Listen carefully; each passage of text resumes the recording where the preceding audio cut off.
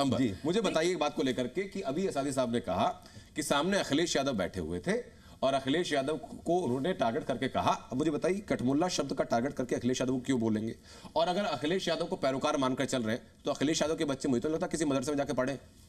Absolutely, उनके बच्चे तो बड़े महंगे और अंग्रेजी स्कूलों में पढ़ते हैं। सवाल यही है, देखिए यहाँ पर कठमुल्ला, उन्होंने ऐसा नहीं कहा कि पूरा मुस्लिम समाज कठमुल्ला या कोई XYZ मौलाना कठमुल्ला। उनका सिर्फ उद्देश्य ये था कि आप उन बच्चों को सिर्फ उर्दू पढ़ाकर या सिर्फ मदरसों में भेजकर जो हमारे देश का भविष्य है, जो देश के लिए बहुत कुछ कर सकते हैं, उनको संकुचित बनाकर आप देश का भविष्य अंधकार में डुबा रहे हैं। ये आज हमारे सामने ये बहुत बड़ा एक चैलेंज है कि हमें अपने बच्चों को किस तरफ और किस दिशा पर लेके जाना है। अगर आप बच्चों के समान शिक्षा के अधिकार में विश्वास रखते हैं तो आप एक बच्चे को उसके अधिकार से किस तरह से वंचित रख सकते हैं, ये सबसे बड़ी बहस है। यहां पर सिर्फ कठमुल्ला शब्द को लेकर ऐसे बहस की जा रही है, जो उनका उद्देश्य, उस पर हमें चर्चा करनी चाहिए कि जो मुसलमान बच्चों को समान शिक्षा का अधिकार है उसको देने के लिए जब सरकार कोई कोशिश करती है तो सब लोग हाय तौबा करते हुए मातम करना शुरू कर देते हैं। नहीं, बिल्कुल भी नहीं।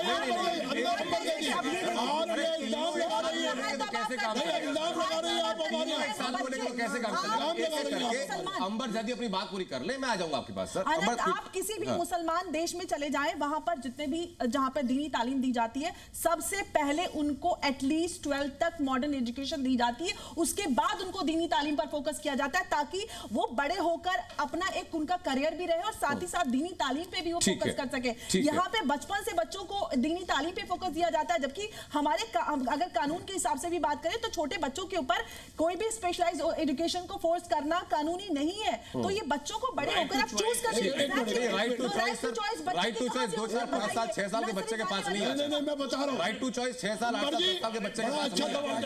इतनी बातें टीवी पर मुसलमानों को मदरसे पढ़ने का, मकतब में पढ़ने के लिए, मकतब में जाने के लिए आप गलत करेंगे।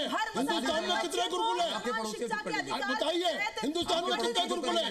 कितने गुरुकुल है हिंदुस्तान में? जहाँ छोटा बच्चा जाता है, जो माँ बाप को छोड़कर चला जाता है, उसके अंदर आजादी मालूम नहीं है। आप रिसर्च करके आए करें, आप देखे करें, घर बार छोड़कर चले आजादी साहब 10 सेकंड रुकिए। हाजिर खान बहुत देर से बेचारा अपना इंतजार कर रहे हैं, बीच में कोशिश कर रहे हैं, बीच में घुस जाऊं किस तरीके से, बताइए सर। त्यागी जी, बात यह है कि उर्दू जबान जो है हमारे देश की जबान है, हिंदुस्तान की जबान है। ये 4 भाषाओं से तैयार हुई है, अरबी, फारसी, संस्कृत, हिंदी, इससे निकल के आई है। मैं मेन मुद्दे पर जाता हूं, उस पर कह रहे हैं वहां उर्दू की बात चल रही है, मैं मुद्दे पर जाता हूं की कोई जरूरत नहीं। तो मेरा सवाल सुन लीजिए एक सेकंड अंबर, बस इनसे एक सवाल मैं कर लेता हूं। मुझे बताइए सर कि सबसे बड़े जो अंबर ने शुरुआत में सवाल उठाया कि भाई शब्द हो सकता है गलत हो, इंटेंशन साफ थी।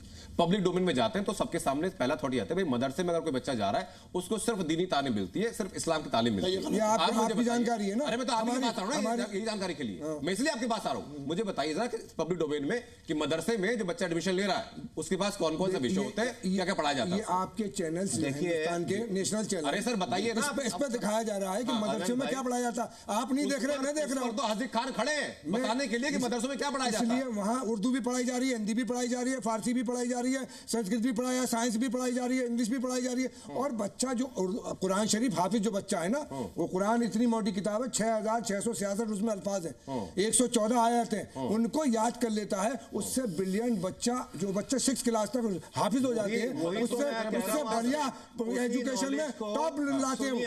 और APJ अब्दुल कलाम, राजेंद्र प्रसाद जी, शंकर दयाल शर्मा, ये सब मदरसे से पढ़े हुए लोग थे और मदरसे से ऐसे लोग बन गए। आज की तारीख में मैं एक बात जोड़ दूं आपकी बात में, सुनिए। मैं बता रहा हूं सर, बस एक सेकंड सर। हिंदुस्तान में 100 में से 4% लोग एजुकेटेड है मुसलमानों, जिसमें से 1.5% है मदरसों से। मैं तो कह रहा हूं हिंदुस्तान में कितने बच्चे मदरसे में पढ़ते हैं सर? 1.5%। अरे संख्या है कुछ 1 करोड़ 2 लोग 2 करोड़ जितने बच्चे 4% लोग हैं एजुकेशन में, उसमें से 1.5% मदरसे से और 2.5 मदरसे के पढ़े हुए बच्चे कितने लोग कंपटीशन क्रैक कर रहे हैं?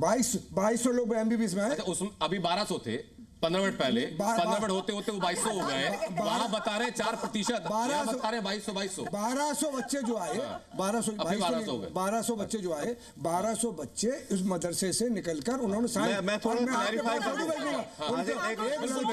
मेरे पास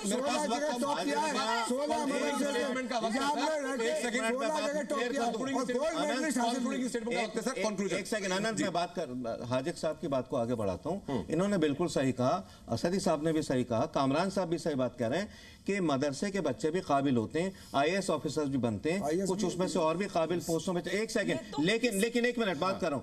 लेकिन मदरसे में आप जाकर के आप उर्दू मीडियम अब नहीं है, अनफॉर्चुनेटली उर्दू मीडियम खत्म हो गया। या तो आप अंग्रेजी मीडियम करिए या फिर हिंदी मीडियम करिए, या अगर आप किसी विदेश में तो फ्रेंच या दूसरा किसी जबान का या स्पेनिश मीडियम करिए। उर्दू की जो अहमियत है खुद मुसलमानों ने खत्म कर दी है। मसला सबसे बड़ा यह है, ठीक है।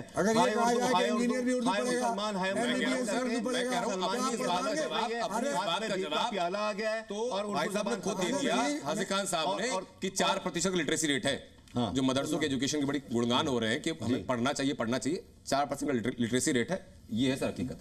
अगर वो 4.40 हो जाता तो आज ये बहस करने की जरूरत ना पड़ती। जो तो आप एजुकेशन पे काम ही नहीं कर रहे। उत्तर प्रदेश के स्कूलों के क्या हालचाल है जरा आप दिखाइए टीवी पे। यहाँ सारे स्कूल बंद, 1200 डिमांड बंदी, पूरी कायनात लगी हुई है ये बताने के लिए कि भैया कोई सर हिंदुस्तान के अंदर पुलिस वाले जो कह रहे हैं टीवी पे कि हमें खाने को ये पदाल दी जा रही है, हमारे यहाँ व्यवस्था नहीं कर पा रही, सरकारें फेल है। अच्छा ठीक है, सरकारों की मुझे बताइए। आ रहा हूँ सर, अंबर बहुत देर से वेट कर रही है, एक एक करके बातें कर रहे हैं, बताइए अंबर।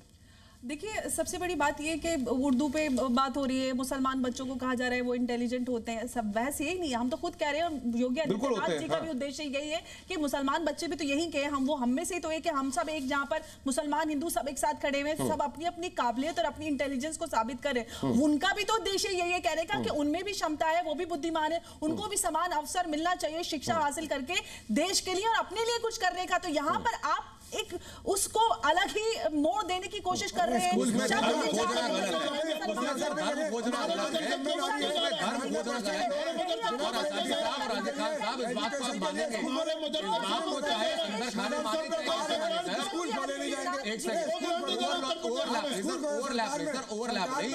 ओवरलैप नहीं सर, 96% सरकार की जिम्मेदारी है।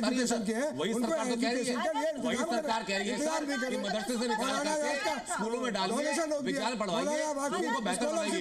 ये कर रहे हैं। सरकार ने मदरसों का सर्वे करवाया था, उसमें कितने सारे मदरसों का लगभग 8000 के आसपास जो मदरसे थे वो फर्जी थे। एग्जैक्टली। तो आप बिना ग्रांट के चल रहे थे, जो फर्जी ग्रांट ले रहे थे मदरसों को। नहीं सर, मेरे पास चर्चा का साथ वक्त इतना ही था। देखिए बॉटम लाइन खाली ये है कि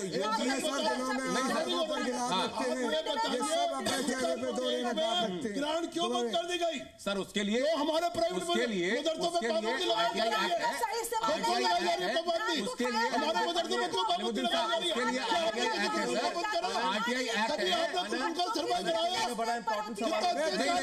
बता रहा हूँ सर, पॉलिसी डिस्कस करने मकसद मेरा काम नहीं है, ठीक है। अगर आपको परेशानी है बंद कर दी गई, एक सेकंड हाजिक खान साहब, एक सेकंड सर, मेरे पास वक्त इतना है, आखिरी 3 सेकंड सर, एक सेकंड जवाब दे रहा हूँ साहब। अगर आपको परेशानी है कि ग्रांट बंद की गई, आरटीआई इस देश के अंदर चलती है, जिम्मेदार नागरिक बनिए सर, जिम्मेदार नागरिक बनिए, आरटीआई लिखिए, सरकार से जवाब। अगर वहां न जाए तो आरटीआई लिखिए,